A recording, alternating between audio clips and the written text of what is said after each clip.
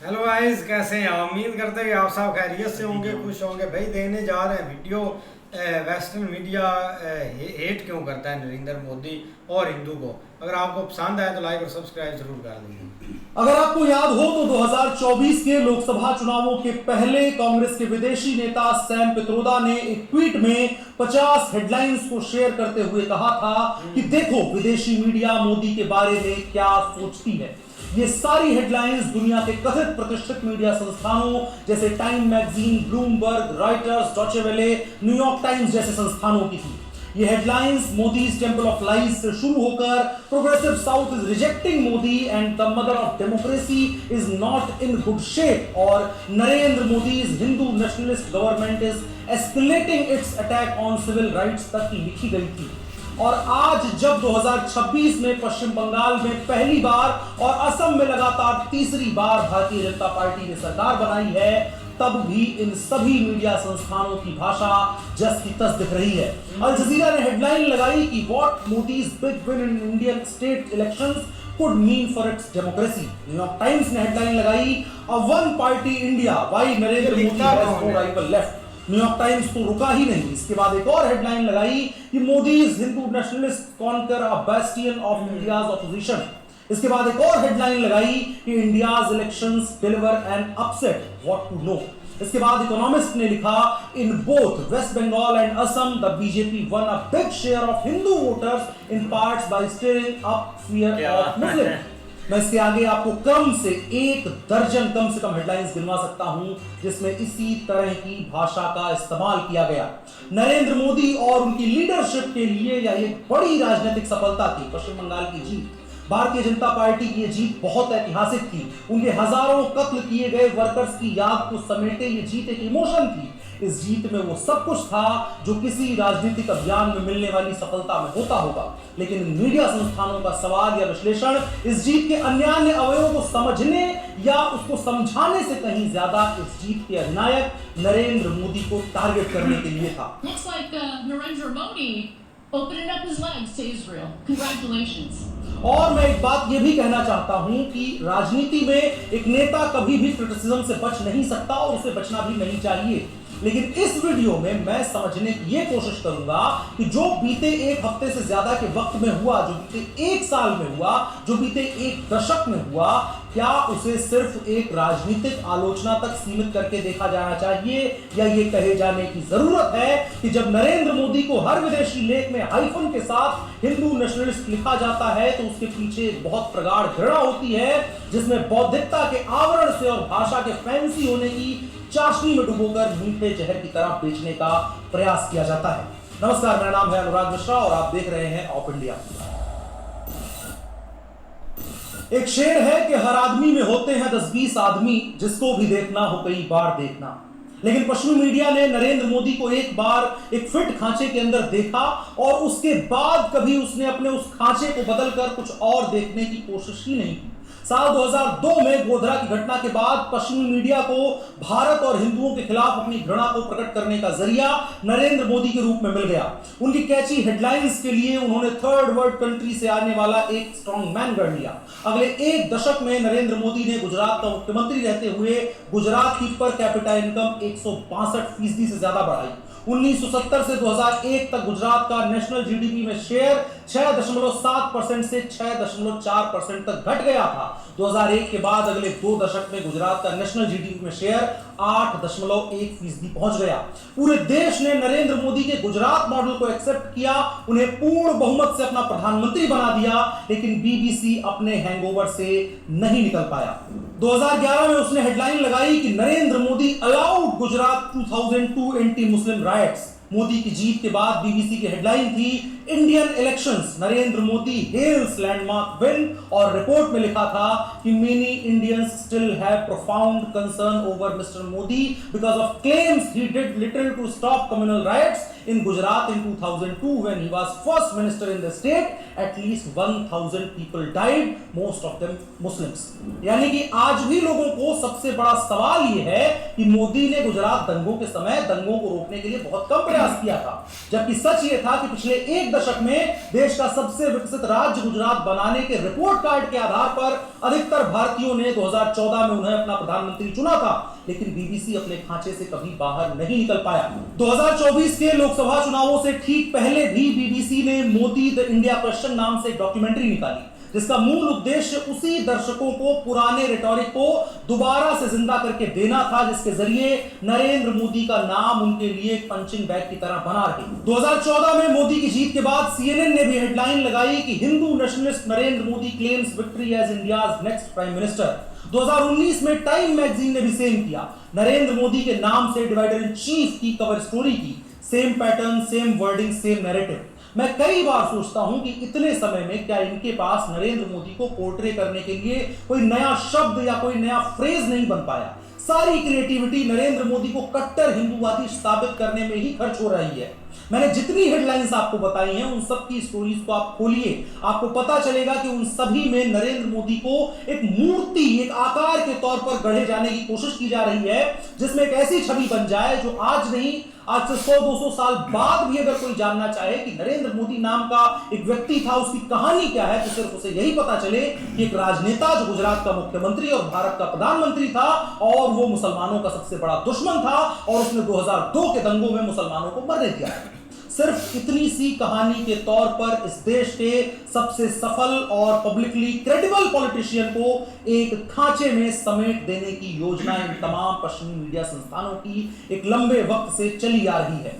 और अगर आप देखेंगे तो 2001 के पहले बंगाल का नेशनल जीडीपी में शेयर गुजरात से 40% ज्यादा था। नरेंद्र मोदी के टेन्योर में यही चीज पलट गई, गुजरात का नेशनल जीडीपी का शेयर बंगाल से 40% ज्यादा हो गया। नरेंद्र मोदी ने गुजरात को अर्थव्यवस्था और इंफ्रा का मॉडल बनाया। जब वो प्रधानमंत्री बने तो भारत ने पहली बार अपने गांवों को इंडस्ट्रियल एरिया में तब्दील होते हुए देखा। लैंडलॉक्ड कहे जाने वाले यूपी ने सबसे अच्छी कनेक्टिविटी हासिल की और इतना बड़ा स्टेट बना। और इस टाइम में ममता बनर्जी का बंगाल इंडस्ट्रीज का म्यूजियम बन गया। लेकिन अब इसी विदेशी मीडिया की बेईमानी का आलम देखिए कि 2026 में ममता की हार के बाद बीबीसी हेडलाइन लगा रहा है कि India spiciest female politician faces a fight for survival.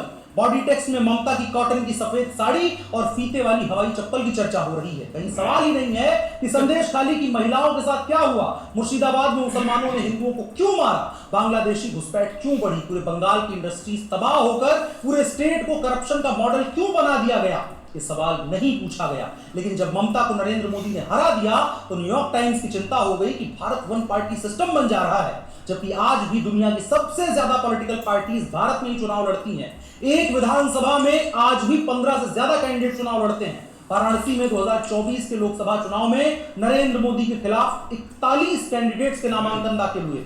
इसके बावजूद न्यूयॉर्क टाइम्स ने एक और हेडलाइन लगाई कि Modi's Hindu nationalist conquer a bastion of India's opposition. तीसरी हेडलाइन लगाई कि India's election deliver an upset. सोचकर देखिए, इस देश के तीसरे टर्म के प्रधानमंत्री को हिंदू नेशनलिस्ट का प्रधानमंत्री कहकर संबोधित करके सीमित किया जा रहा है। ये खांचे में फिट करके अपने लिए हेट मैग्नेट तैयार करने से अधिक और कुछ नहीं है। इसी वन पार्टी वाले आर्टिकल के अंदर न्यूयॉर्क टाइम्स ने लिखा कि बंगाल जीतने का मतलब है कि अब भाजपा संविधान बदल सकती है, क्योंकि राज्यसभा में अब ये 1/3 बहुमत के करीब है।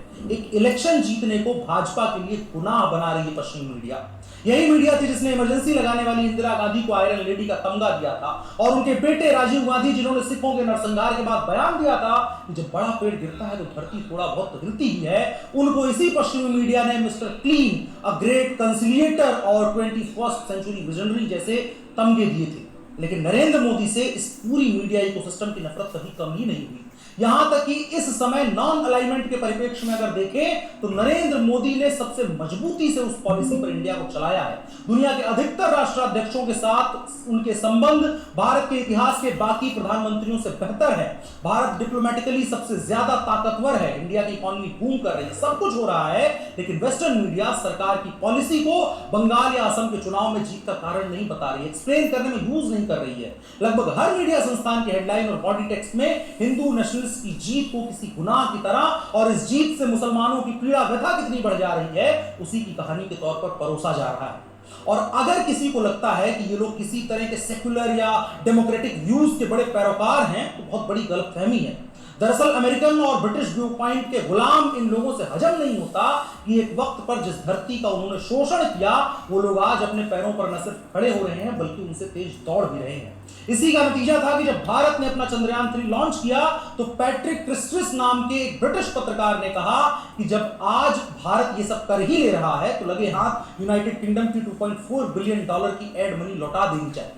सोचकर देखिए अगर उसके अंदर वो नफरत नहीं होती तो उसे ये बात याद रहती कि ब्रिटिशर्स ने $45 ट्रिलियन भारत से लूटे थे। और ये एक व्यक्ति की बात बाहर निकलकर सामने आ गई। इस बात को समझना होगा कि हर वो शख्स जो पश्चिमी दुनिया से ताल्लुक रखता है, मीडिया से ताल्लुक रखता है और उसे भारत के बारे में ओपिनियन देने का मौका मिलता है तो उसके दिल से इसी तरह की घृणा का प्रवाह होता है। नरेंद्र मोदी को इसे झेलना होगा, हर हिंदुस्तानी को इसे झेलना होगा क्योंकि इनकी घृणा ने इन्हें वास्तविकता से दूर कर दिया है, इनकी बौद्धिकता को भ्रष्ट कर दिया है। ये इतने आइडियोलॉजिकली पैरालाइज्ड और इंटेलेक्चुअली करप्ट हैं कि पिछले एक दशक में दुनिया के करीब 30 देशों ने नरेंद्र मोदी को अपना हाईएस्ट सिविलियन अवार्ड दिया है। रूस यूक्रेन के युद्ध के बीच में कई देशों के राष्ट्राध्यक्षों ने खुलकर कहा कि भारत ही इस युद्ध के बीच मध्यस्थता कर सकता है।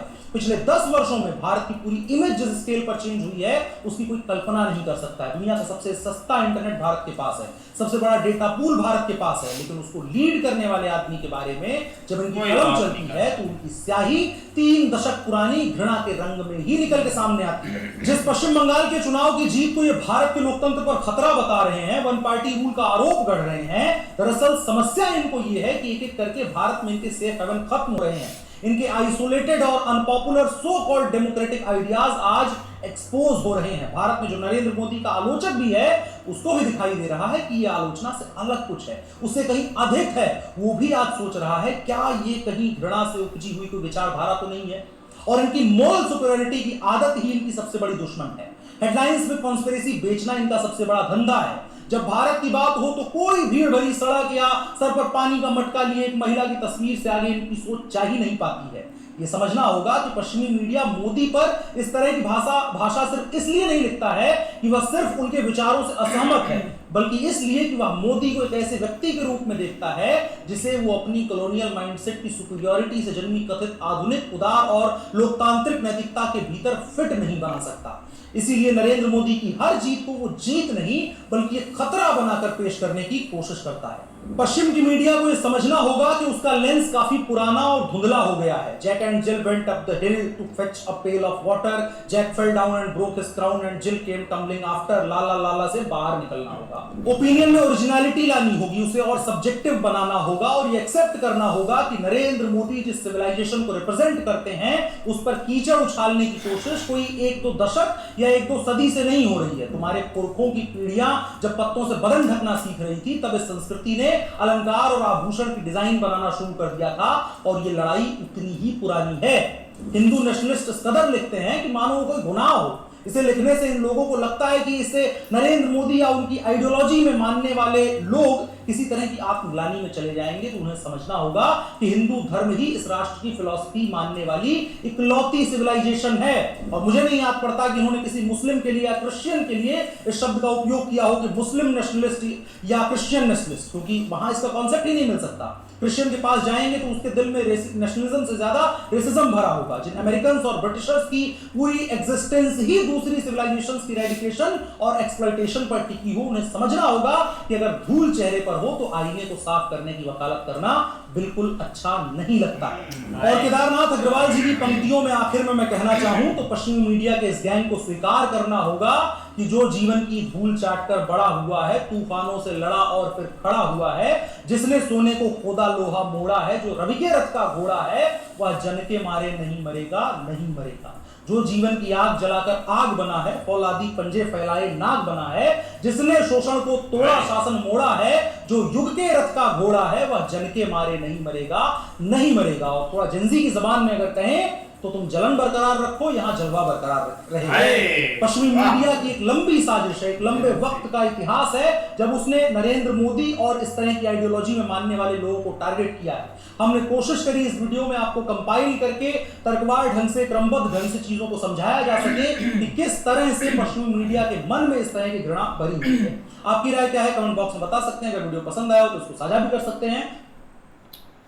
ऐसे ही यार बहुत कमाल की वीडियो थी, लेकिन देखा जाए ना, एक टाइम था जब न्यूयॉर्क टाइम या ये BBC की इनकी मतलब कि जो रिपोर्ट्स होती थी ना या डॉक्यूमेंट्री होती थी, वो भाई एक वायलेंट पॉइंट होता था कि मतलब कि ये 100% एक रियलिटी बेस पर चीज़ें हैं। और इनकी एक न्यूज़ ऐसे होती थी कि भाई जो एक मतलब कि एक लोहे पर भाई लकीर है, मतलब कि पक्की न्यूज़ है, ये झूठ बोलते ही नहीं है। इतना इनका एक स्टैंडर्ड था, इतनी ये मतलब कि वर्किंग इनकी आई थी और फेक न्यूज़ नहीं देते थे। लेकिन अभी ऐसा टाइम आ गया और ऐसे मतलब के लोग हैं कि अब ये पैसे से हर चीज़ चलती है। आपने अगर किसी पॉलिटिक्स को या किसी देश को भाई एक नीचा दिखाना है तो आप मतलब के पैसे दें और आर्टिकल उस पर छाप दें कि ये देखो मतलब कि ये देश ऐसा है, ये देश ऐसा है। उसमें सबसे ज़्यादा ये न्यूयॉर्क टाइम और मतलब के अल जजीरा वाले आते हैं कि जो कि मतलब के फेक न्यूज़ इंडिया के खिलाफ ये बहुत एक फेक न्यूज़ फैलाते भी हैं और छापते भी हैं।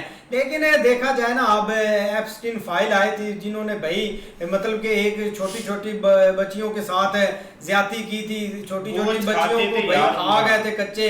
इन्होंने भाई उस पर एक मुद्दा ही नहीं उठाया, मतलब कि एक किसी ने ऐसी रिपोर्ट ही नहीं, डॉक्यूमेंट्री बात भाई बंद हुई है, किसको पता नहीं कि ये बात स्टार्ट हुई थी। फाइल का नाम ही भूल गए साहब। उस चीज से बचने के लिए इन्होंने युद्ध छेड़ दिए थे, इसलिए ईरान वाली जंग लगी है।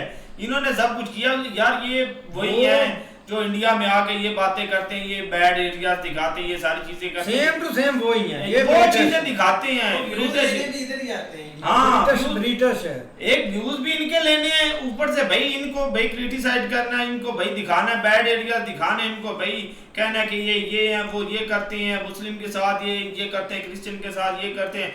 यार क्या करते हैं, कुछ भी नहीं। इतनी डेवलपमेंट वो कर रहे हैं, इतनी चीजें दे रहे हैं।